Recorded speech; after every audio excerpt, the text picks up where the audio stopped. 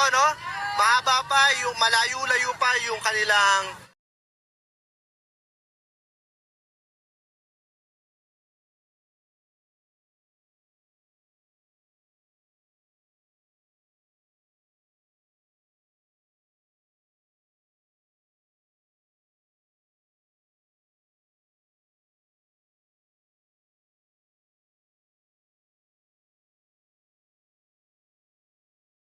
stilo.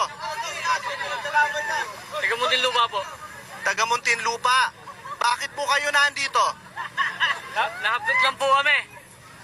Ano po?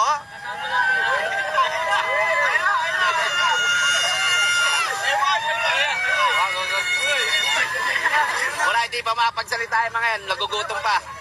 Aha.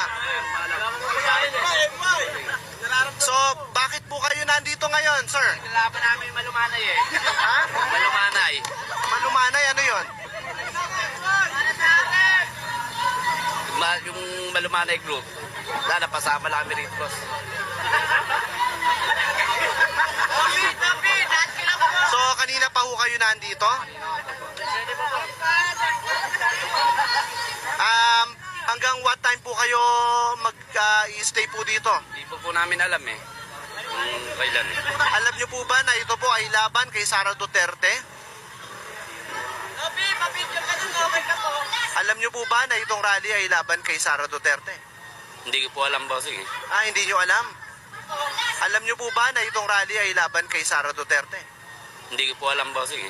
Hindi niyo alam? Ay, ba't po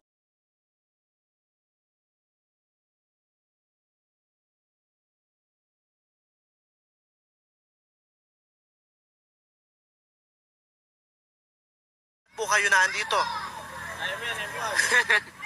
Sila mo na, boss. Nagugutom pa eh. Nagugutom pa. Anong pangalan niyo po, sir? Anong pangalan niyo? MY. MY? Anong apelido po ninyo? Dimagi ba? Anong spelling ho? Dimagi ba ho? Imagi ba? Ilang taon na ho kayo? 26. Sige po. Thank you very much po. So, kayo po, bakit po kayo nandito ngayon?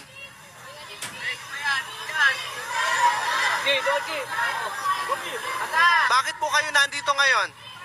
Sinama lang po kami. Sinama lang po kami. Nino? Ano namin, kagawad. Ng inyong kagawad. Alam niyo po ba na ito ay laban kay Sara Duterte? Hindi po.